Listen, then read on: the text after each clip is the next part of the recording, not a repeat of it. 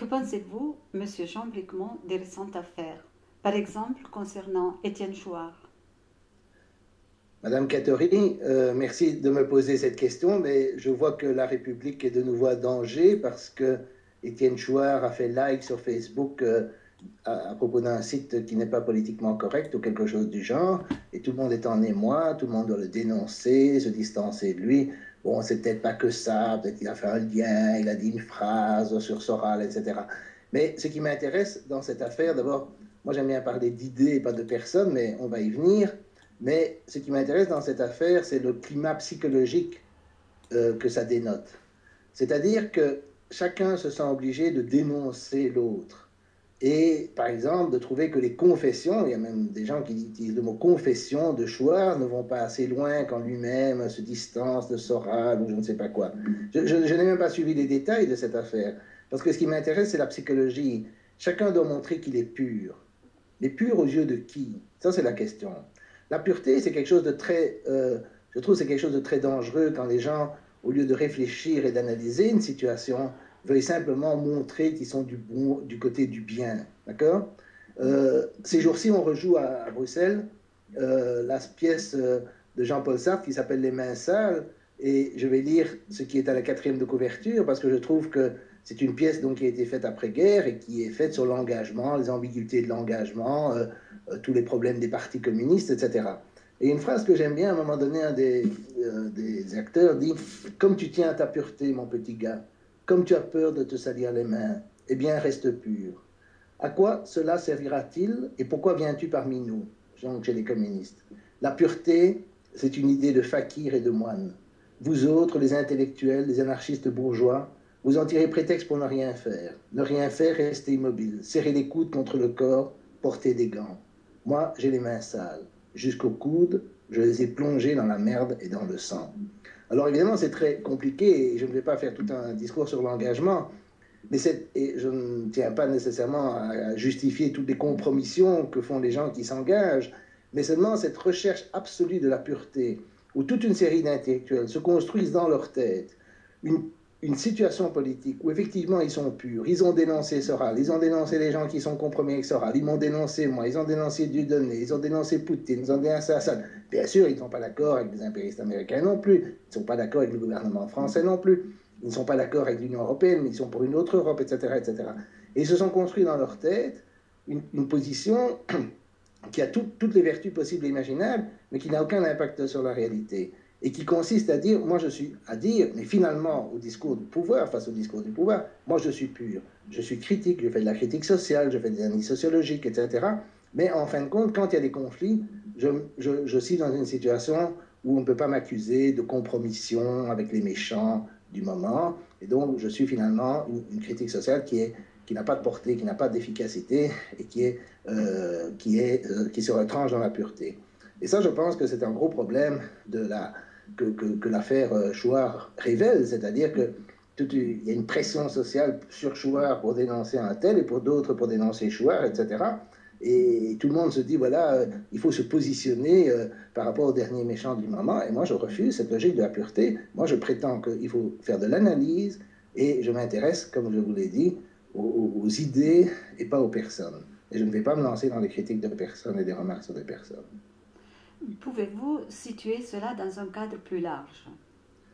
Oui, parce que quand je vois tous ces gens qui s'agitent sur Facebook, etc., je me dis, bon, c'est encore les intellectuels français qui s'occupent comme ils peuvent, parce il y a une tradition en France de croire que si on éternue à Paris, on attrape un rhume en Amérique latine, mais cette période est dépassée. Je veux dire, les intellectuels français ont totalement perdu comment dirais-je, leur aura, avec BHL évidemment, mais ça a commencé déjà avec Sartre et Foucault lorsqu'ils ont été quémandés en bateau pour le Vietnam, quand ils ont demandé à Giscard d'Estaing d'aider les boat people vietnamiens, ils ont changé une posture qui était celle de l'intellectuel critique vis-à-vis du pouvoir, de l'intellectuel qui soutient le pouvoir et demande au pouvoir de l'aider dans les causes humanitaires qui ont dominé la pensée intellectuelle à peu près depuis cette époque.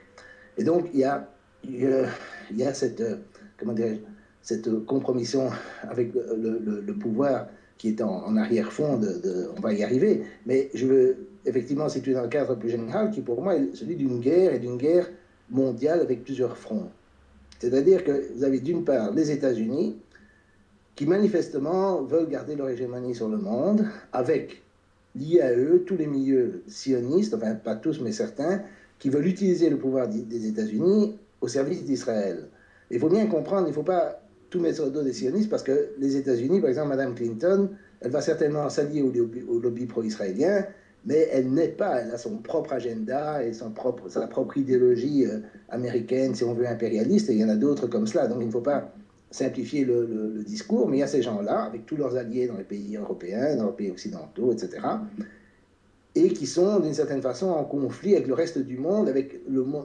Moi je dis toujours, la grande transformation sociale du XXe siècle, ça a été la décolonisation, et elle continue aujourd'hui dans la volonté de construire un monde multipolaire, un monde qui échappe à l'hégémonie américaine. Alors on a les pays du BRIC, on a le mouvement des non-alignés, etc.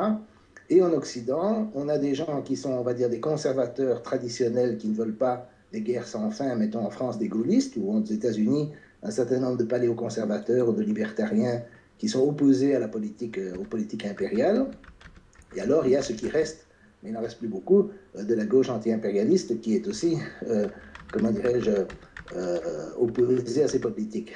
Et ça, c'est un peu le topo dans lequel on est, et qui est une guerre qui est sanglante en Ukraine, en Syrie, en Palestine, elle est sanglante sur beaucoup de fronts. Et d'autres fronts, c'est simplement des attaques personnelles, des dénonciations. Mais il faut se rendre compte, et ça c'est le thème des mains sales, c'est quand dans une guerre, tous les coups sont permis, il y a des agents provocateurs, il y a des traîtres, il y a des diffamations, etc. Et si on pense à la guerre d'Algérie, eh l'appartement de Sartre a été plastiqué, celui de Malraux a été plastiqué, Henri Alleg a été torturé, pendant la Première Guerre mondiale, Bertrand Russell était en prison. Je veux dire, les intellectuels n'échappent pas à la dynamique des guerres, et il faut bien s'attendre à se faire insulter sur Facebook dans les situations actuelles, je veux dire, ou sur des sites. Je veux dire, ce n'est pas très grave comparé à ce qui se passait dans d'autres conflits, et la situation peut très bien s'aggraver, y compris dans nos pays, si les tensions internationales s'aggravent. Donc moi je pense qu'effectivement, il faut se placer dans l'idée qu'on est dans un conflit mondial, ne pas se tromper d'ennemis, voir quels sont les problèmes principaux et les problèmes secondaires, et essayer d'avoir ça en tête et se rendre compte qu'effectivement, c'est dommage, mais on n'est pas dans un dîner de gala, comme disait Mao Tse-tung à propos de la Révolution, et on n'est pas autour d'une table à discuter gentiment de savoir si on va instaurer le suffrage, on va remplacer le suffrage universel par le tirage au sort et des choses comme ça, ou comment on va régler le problème du réchauffement. Je veux dire, on n'est pas dans un débat d'idées principalement, mais dans une lutte, et une lutte très très violente entre intérêts divergents.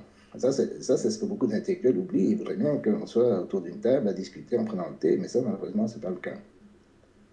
À votre avis, pourquoi beaucoup de jeunes se tournent-ils vers égalité et réconciliation plutôt que vers l'extrême gauche traditionnelle? Ah, ça c'est une chose qu'on a vue avec la naissance du parti donc Réconciliation nationale, qui avant d'être créé a été annoncé, on a déjà parlé de l'interdire. Alors que, par exemple, si on prend le nouveau parti anticapitaliste, le NPA, son ancêtre c'était la LCR, la Ligue communiste révolutionnaire, qui elle-même avait été reconstruite à partir de la dissolution de la Ligue communiste, qui était l'ancêtre de tout ça. Mais quand la Ligue communiste a été dissoute, c'est pour des faits. C'est pas, on n'a pas dit, oh mon Dieu, c'est des trotskistes, ils vont instaurer la dictature du prolétariat. Regardez, on ne les a pas interdits pour leurs idées, on les a interdits parce qu'il y avait eu des bagarres. Maintenant, je ne dis pas que c'était légitime ou je ne veux pas revenir là-dessus. Mais je veux dire, ici, on veut interdire les gens pour leurs idées avant même qu'ils n'aient fait quoi que ce soit. Il n'y a pas eu de bagarres, d'actions violentes, etc.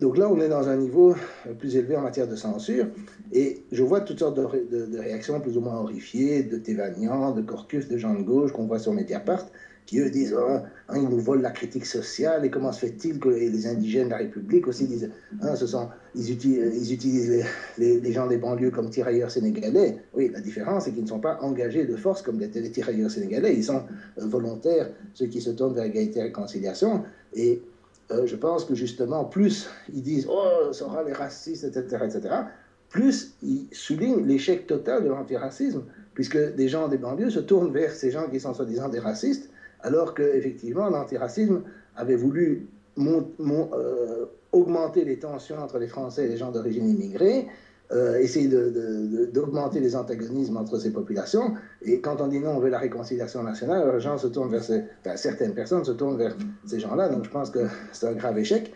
Et je pense qu'il y a au moins quatre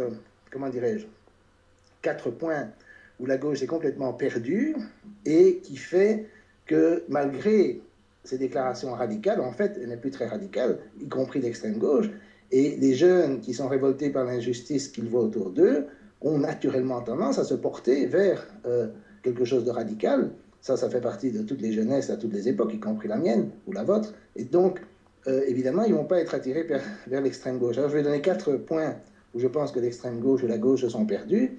La première chose, c'est la critique de la presse et des médias. Maintenant, il y a une critique de gauche des médias avec Acrimed, etc.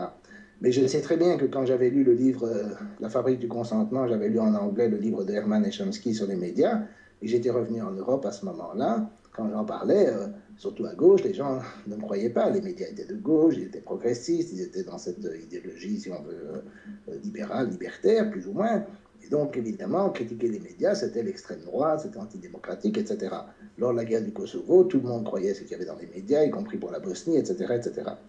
Or, la critique des médias, elle existe maintenant, mais elle a pris beaucoup de retard. Et je continue à penser que, par exemple, quand il y a eu l'affaire de Maïdan en Ukraine ou quand il y a eu l'affaire de la guerre en Syrie, ben, le gros de la gauche a quand même avalé le récit médiatique dominant. Ils ont appuyé Maïdan, ils ont glorifié Maïdan, ils ne sont pas posé de questions sur l'ingérence américaine. Une fois qu'il y a eu des nazis, alors évidemment, les arcs réflexes anti-nazis sont revenus à la surface en disant ah, il y a des nazis. Mais ce n'est pas ça le problème. Le problème, c'était l'ingérence américaine. C'est évident que les Américains s'en fichent pas mal des nazis en Ukraine. Ils pensent les contrôler et les utiliser. Donc, c'est évidemment un pion dans la stratégie américaine et rien d'autre. Et c'est sur ça qu'il faudrait mettre l'accent. Mais si on prend par exemple le vol malaisien qui a été abattu, tout le monde s'est déchaîné sur Poutine qui était responsable, c'était des rebelles, etc. Et maintenant, ils ont toutes les pièces, ils ont tous les documents et tout ça, il n'y a toujours pas de preuves. Alors comment se fait-il qu'on a été certain quand ça s'est arrivé, et maintenant on n'a toujours pas de preuves disponibles, et en fait on a beaucoup de doutes sur ce qui s'est réellement passé. Donc ça c'est un exemple. L'autre exemple c'est les armes chimiques en Syrie, quand il y a eu des armes chimiques. Même quelqu'un comme M. Broman, qui est pro-palestinien, qui a créé, enfin, ou qui était président de Médecins sans frontières, puis s'en est éloigné, a critiqué Kouchner, et contre l'ingérence en la guerre en Libye. Mais il était quand même pour des frappes suite à l'usage des armes chimiques, soi-disant, par le régime de Assad. Donc on n'avait pas de preuves, et maintenant on n'a toujours pas de preuves, et en fait, on a beaucoup de raisons d'en douter. Donc la moindre des choses serait, face à ces offensives médiatiques, de se rendre compte que les médias font partie de l'ennemi. Ce n'est pas nos amis, les médias, même si des ex-trotskistes peuvent écrire dans les médias quand ils veulent des articles dans Le Monde contre le Front National, etc.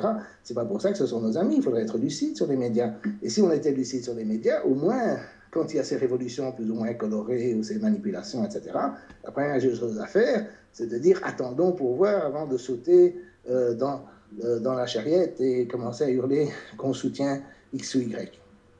Évidemment, ce qui est lié évidemment à l'histoire des médias, c'est aussi celle des guerres humanitaires.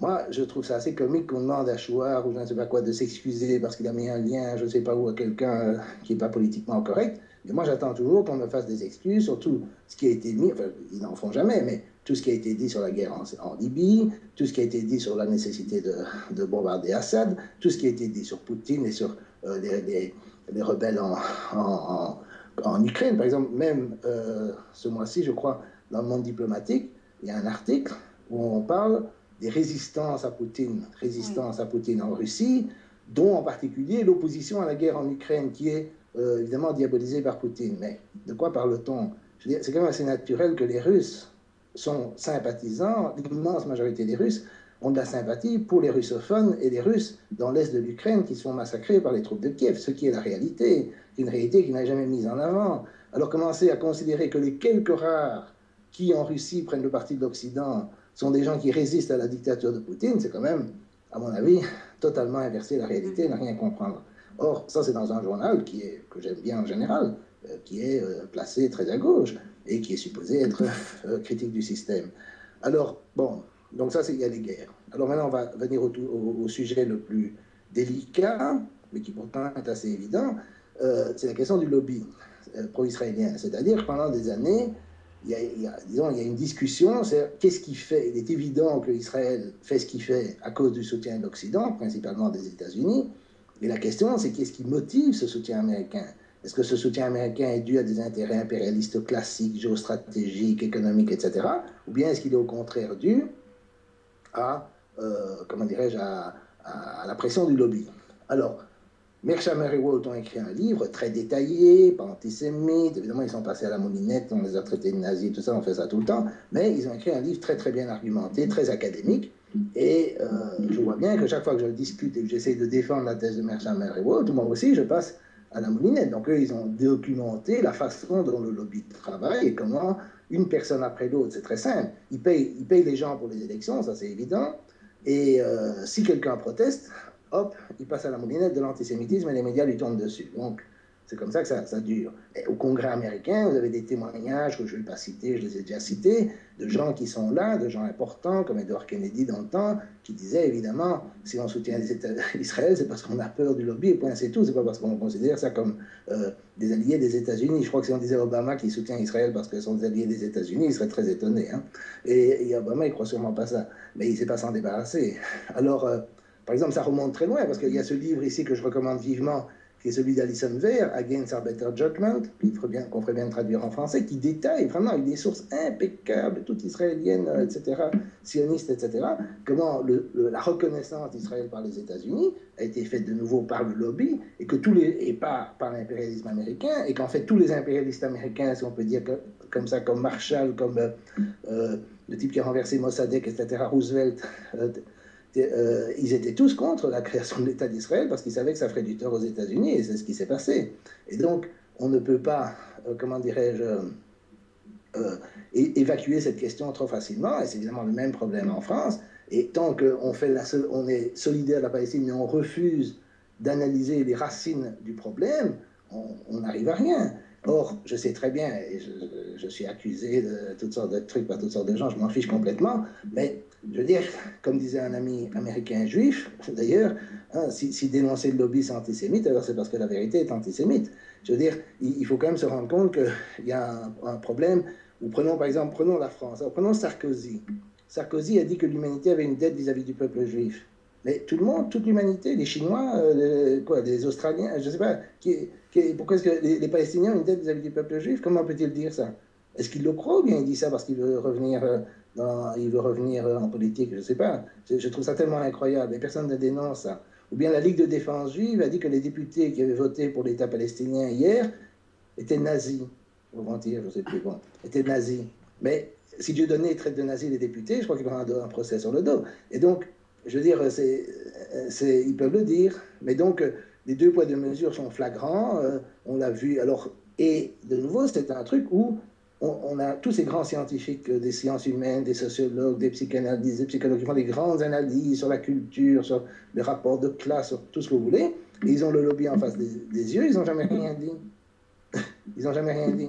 Alors, le quatrième point où la gauche est complètement égarée, c'est la liberté d'expression, et ça remonte à longtemps, ça remonte à l'affaire Forisson avec Chomsky, etc. C'est qu'ils n'ont jamais compris que la censure qui était exercée, elle était dans un but bien précis, qui était relié justement à cette question de la question palestinienne et la question de l'indépendance de la France. Ben, c'est toujours la même chose, des gens qui sont attaqués, même des gens comme Asselineau qui n'ont jamais rien dit, à ma connaissance, de politiquement incorrect sur la question israélo-palestinienne, parce qu'ils défendent une France indépendante, ils sont attaqués. Roland Dumas est attaqué, lui aussi défend une France indépendante. C'est même pas une question d'être, c'est sûrement pas une question d'être antisémite, et c'est même pas une question d'être pro-palestinien, c'est une question de sortir des clous par rapport à ce discours qui est totalement incohérent, mais qui se veut, comme je dis, pur, c'est-à-dire, hein, c'est ni l'OTAN, ni Assad, ni Poutine, hein, et aussi pour une autre Europe, on est pour on est contre l'Europe telle qu'elle se fait, on est pour une autre, on n'explique jamais comment on va faire. Bon, l'OTAN, on n'en parle pas trop, etc., etc. Et donc, on se trouve dans ce discours, et tous les gens qui sortent des clous, ils se font tirer dessus. Et il n'y a jamais personne qui défend les gens qui sortent des clous. Par exemple, moi, j'ai défendu, mais de façon très modérée, Dieudonné lors de l'affaire Dieudonné au début de l'année 2014. Mais en fait, moi, j'ai pas... Beaucoup de gens me sont tombés dessus à cause de ça. J'ai seulement essayé de dire quelques mots chez TDI, et c'était même pas très facile. Et j'ai défendu de façon très modérée. Alors, je vois que l'hystérie que ça provoque, ben, il n'y a personne, bon, si les gens ne sont pas d'accord avec moi, ben, qui disent ce qu'ils veulent dire, mais qui donnent un avis argumenté sur la question, qui donnent des justifications de la censure, et qui ne soient pas tout le temps obligés, comme certains, de diaboliser Dieudonné dès qu'ils défendent ses droits. Moi, je défends ses droits. Après, l'opinion qu'on a de Dieudonné, chacun a son opinion. C'est pas ça la question. La question, c'est celle des droits, point à la ligne. Et donc, je veux dire, il y a ce climat. Donc, de censure. Et ça, c'est de nouveau un truc où la gauche n'a pas fait son travail, et n'a pas fait de travail critique du tout, et reste encore englué là-dedans, puisqu'il trouve nécessaire de dénoncer Chouard, ou des gens comme moi, ou Michel Collomb, ou Sapir, ou Berruyer, enfin, tous les sites qui sortent des clous, quoi. Tous les gens qui sont un peu trop souverainistes, un peu trop anti-impérialistes, un peu trop... tous ces gens-là. Alors évidemment, ils se plaignent. Alors évidemment, tout cela étant, évidemment, les gens vont se tourner vers une alternative radicale qui ne va pas rentrer dans les clous le jour où il y a une nouvelle guerre humanitaire, qui ne va pas exercer la censure quand on attaque Dieudonné, qui ne va pas croire la presse, etc. Alors, par exemple, un des thèmes favoris de la gauche, c'est de dénoncer le complotisme. Moi, je suis connu comme étant non complotiste et critiqué pour cela, mais néanmoins, à qui la faute du complotisme? Une des fautes, c'est la non-crédibilité de la presse. La presse a perdu toute crédibilité. Dans la mesure où elle a perdu toute crédibilité, eh bien, on se retrouve dans une situation où, effectivement, il y a alors un certain nombre de légendes urbaines qui circulent, dont évidemment un certain nombre de choses qui sont vraies. C'est-à-dire que sur l'avion ukrainien, on peut se poser des questions, sur les armes chimiques d'Assad, on peut se poser des questions, etc., etc. Après, il y a des choses que moi je trouve moins crédibles, mais ça c'est autre chose. Alors, le problème que j'ai évidemment avec cette gauche, c'est qu'alors, et ça c'est pour moi la contradiction ultime, c'est que souvent, dans ceux qui ne sont pas évidents, il y a ceux qui sont dans le Parti Socialiste, etc., ça c'est autre chose. Mais il y a tous ceux qui se disent anticapitalistes. Alors, moi je veux bien être anticapitaliste, mais je pense que remplacer le capitalisme, c'est une longue discussion, c'est pas si simple, mais ils se disent anticapitalistes. Bien. Mais c'est terriblement abstrait.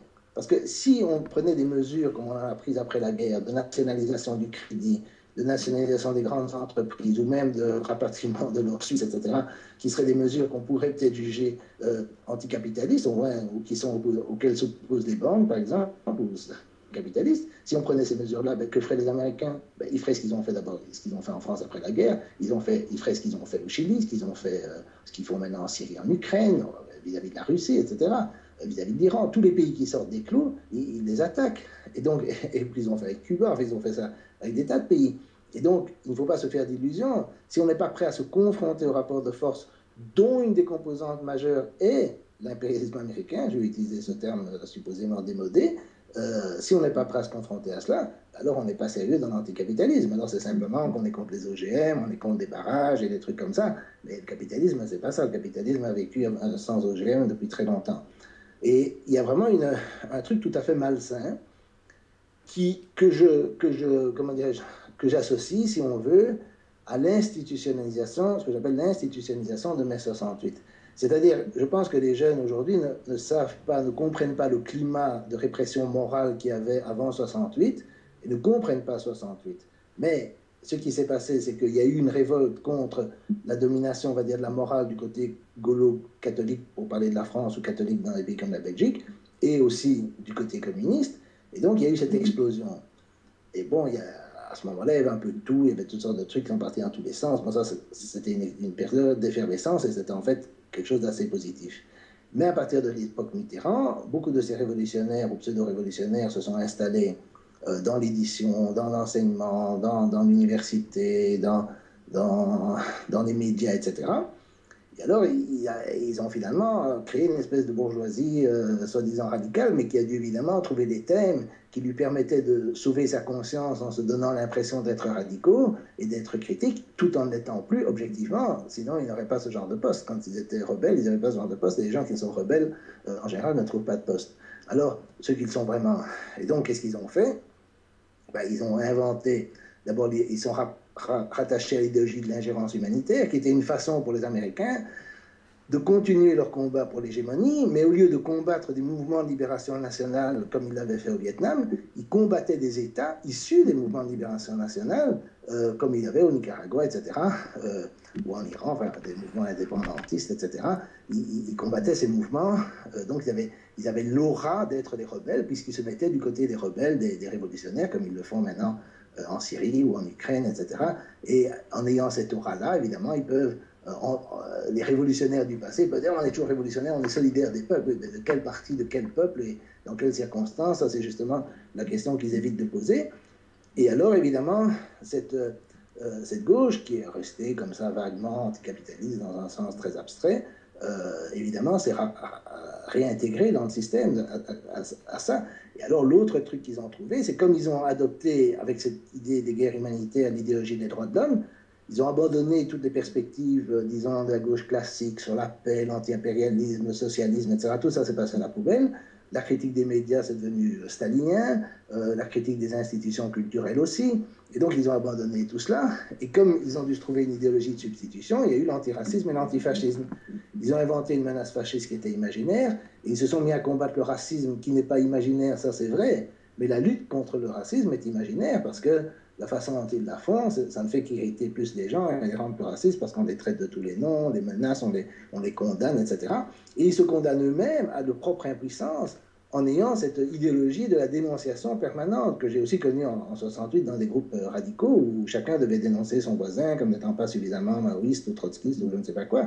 Et c'est la même idéologie maintenant. C'est ce que j'appelle le stalinisme bobo, c'est-à-dire c'est pas aussi fort que ce qui se passe à l'époque de Staline, mais ça me fait penser un peu aux intellectuels français. Je ne parle pas des intellectuels français d'après-guerre qui effectivement dénonçaient, s'excluaient les uns les autres, etc., etc. Et moi, je trouve que c'est tout à fait catastrophique et je comprends très bien pourquoi ça n'attire pas les jeunes. Et je pense qu'on est en train de vivre une espèce de mai 68 à l'envers où la jeunesse se détourne, comme notre jeunesse, enfin la mienne et la vôtre, s'est détournée du discours dominant, on va dire, anticommuniste classique, très moral, religieux, etc., qui avait avant 68. Maintenant, les gens se rebellent contre cette bourgeoisie de gauche installée, comme je dis, dans l'université, les médias, etc., et rejettent plus ou moins tout ce qu'elle charrie, c'est-à-dire l'antiracisme, l'antifascisme, mais aussi la libération des mœurs, enfin tout ce qu'elle défend. Et ça moi j'en suis pas heureux, mais la faute en incombe justement à cette gauche complètement dévoyée et cette extrême gauche. C'est pas qu'il y a une gauche de pouvoir et puis une extrême gauche qui la critique, non. L'extrême gauche est souvent comme la gauche, mais en pire, dans ce qui s'appelle dans la lutte contre la censure, les guerres humanitaires, ils sont pas mieux, ils sont pas différents, il n'y a pas de critique. Donc il n'y a pas de véritable critique sociale de ce côté-là, et donc les jeunes se tournent vers ce qui leur paraît radical. Ben ça, c'est comme ça, il faut qu'ils apprennent à jouer à l'arroseur arrosé. Une vraie gauche pourrait-elle jouer un rôle moins conflictuel, plus constructif? Qu'entendez-vous de la gauche, d'une vraie gauche? C'est difficile pour moi de faire tout un programme comme ça en 5 minutes, mais moi je vois quand même qu'en Amérique latine, il y a un mouvement, tous les mouvements dits bolivariens, c'est quand même des trucs que je considère comme une vraie gauche. Et ce ne sont pas des gens, enfin je ne les connais pas bien parce que je ne vis pas là, je ne connais pas l'espagnol, mais je n'ai pas l'impression qu'ils passent leur temps à se tirer dans les pattes et à montrer qu'ils sont purs parce que justement, ils cherchent à agir. Par exemple, je vais prendre Chavez. Chavez a été critiqué, y compris par Mélenchon, mais aussi par toutes sortes de gens, parce qu'il avait une alliance de fait avec Ahmadinejad. Et on a exigé qu'il dénonce Ahmadinejad, etc., comme s'il allait écouter les intellectuels parisiens, il a autre chose à faire. Bon. Mais ça, c'est toujours cette manie qu'il y a à vouloir que la pureté. Mais l'autre, il est comme le type des mains sales. Il essaie de faire quelque chose, d'agir sur le monde, et donc il se salit les mains. Bon, je ne sais pas ce qu'il pense d'Ahmadinejad, mais ce n'est pas la même idéologie, c'est évident. Mais ils sont alliés avec Poutine, avec d'autres, avec les Chinois, peu importe, parce qu'ils sont alliés contre les États-Unis, c'est aussi simple que ça. Et ils ont besoin de s'allier avec les États-Unis. Et dès qu'on fera de la vraie politique, on aura les mains sales jusqu'à un certain point. Jusqu'à quel point, ça se discute. Mais n'empêche, par rapport aux apôtres de la gauche morale, qui sont des idéologues de la pureté absolue, effectivement, on aura les mains sales. Et le contraste entre la gauche latino-américaine, qui, elle, change les choses et qui les change en bien, et qui fait des compromis avec le capitalisme aussi, parce qu'il y a aussi des extrémistes qui trouvent qu'ils devraient tout nationaliser demain, etc., comme si c'était ça la solution. Bon. Et donc, ils font des compromis, mais ils avancent. Et ils avancent parce que justement, ils sont prêts à se salir les mains. Mais pour moi, c'est le continent où on voit une vraie gauche exister. Alors, il y a aussi, je dois dire, par exemple, des mouvements comme Stop the War Coalition en Angleterre, qui font du très bon travail, qui sont arrivés à certains résultats, ce n'est pas qu'ils ne sont arrivés à rien. Et de nouveau, ce sont des alliances, des coalitions de gens où on va trouver des musulmans, on va trouver des incroyants, des chrétiens, etc. On va trouver des gens de toutes sortes qui vont s'unir sur un thème unique qui est d'arrêter la guerre, c'est tout. Et qui vont être critiques à la fois du Labour et des conservateurs, qui ne vont pas s'allier vis-à-vis d'un seul parti. Et donc, dans ces gens-là, on va effectivement trouver un front. Quand je parlais du lobby, j'ai oublié de signaler ça, mais il y avait un article dans le Washington Post, qui n'est pas un journal antisionistes qui montraient Adelson et Saban. Adelson, ce sont deux milliardaires, tout à fait sionistes, assez âgés. Adelson, il soutient les républicains, Saban soutient les démocrates. Mais comme ils disent, quand il s'agit d'Israël, il n'y a ni gauche ni droite. Et Saban, il rêve d'une chose, c'est que Hillary Clinton soit présidente et fasse la guerre à l'Iran. Tous les deux, ils veulent une guerre avec l'Iran. Rien que ça. Ils ont des milliards, enfin, ils ne dépensent pas des milliards, mais ils dépensent des millions pour acheter des élections. Et comme ça se fait. C'est dit dans le Washington Post. Je ne sais pas où est le complot, ou un complot antisémite, je ne sais pas, parce que c'est dit dans le Washington Post, et même dans Haaretz, il y a quelqu'un qui écrit, oui, on dirait que c'est comme les protocoles des sages de Sion. Même dans Haaretz, quelqu'un dit, ça ressemble au protocole. Donc, ça donne une idée que c'est pas du tout les antisémites qui inventent des trucs, c'est ça. Et alors, évidemment, ils ne contrôlent pas tout, je ne dis pas qu'ils vont réussir, mais n'empêche, c'est une pression, ça fait partie de ce qu'on appelle le lobby, et c'est une pression qu'on ne peut pas négliger. Et eux, ça ne les dérange pas de dire, OK, on n'est pas d'accord sur certaines choses, mais sur Israël, on est d'accord. Alors pourquoi est-ce qu'on peut pas faire de coalitions similaires contre les guerres? Pourquoi est-ce qu'on peut faire de coalitions similaires pour la souveraineté? Pourquoi est-ce qu'on ne peut pas mettre simplement entre parenthèses, comme le fait l'Union populaire républicaine d'Asselineau, toutes les questions autres que celles de la souveraineté nationale? Pourquoi pas? Ça, c'est une question qu'on pourrait poser. Or, les gens qui veulent une gauche pure, c'est toujours le mythe de la pureté et qui empêche toute efficacité et en fait, qui finalement fait que les gens sont dans leur tour d'ivoire et ne mènent à rien. Alors, ce que devrait faire, moi, personnellement, ma priorité, c'est toujours la question de la paix et de l'impérialisme, parce que je pense que c'est la condition de possibilité de tout le reste. Je ne pense pas que dans un monde, si vous voulez, dominé par l'OTAN, l'Union européenne, toutes ces institutions supranationales, on va gentiment, subitement, créer des collectivités anarchistes autogérées un peu partout, vivant de façon en harmonie avec la nature, etc., ou le genre de choses que les gens peuvent imaginer. Je pense qu'effectivement, il faut rassembler les gens sur un programme minimal qui n'est évidemment pas celui des anarchistes, et ce programme minimal, effectivement, il peut être progressiste, mais il peut rassembler des gens comme Roland Dumas, par exemple, qui dit il n'y a plus de politique indépendante de la France, qu'il n'y a plus de politique étrangère de la France. Il y a des tas de gens qui, à certains niveaux, sont critiques. Et moi, je regrette effectivement que, pour autant que je puisse voir, il n'y a pas vraiment de mouvement rassembleur. Aux États-Unis, il y a cette volonté. Il y a Ralph Nader, par exemple, qui vient de la gauche écologique. Il a écrit un livre qui s'appelle Unstoppable sur les alliances gauche-droite contre le corporatisme, contre le militarisme, contre l'ingérence, etc. Et c'est très possible de rassembler les gens sur cette base-là, de même qu'effectivement, les droits de l'hommistes et les sionistes se sont alliés dans les guerres humanitaires, etc., même s'ils ne sont pas d'accord sur d'autres choses. Et donc, moi, je pense qu'il faut réorienter les priorités, sortir de la politique de la pureté, affronter les questions réelles et surtout débattre. Pour débattre, il faut lever les tabous. Il ne faut pas dire, voilà, je ne vais pas rencontrer Chouard, comme le dit le parti de gauche, on ne va pas l'inviter, on ne va même pas discuter avec lui, etc. Ça, c'est absurde. Très bien. Je vous remercie, Jean Bricmont, pour cet éclairage. Merci beaucoup, Madame Catherine.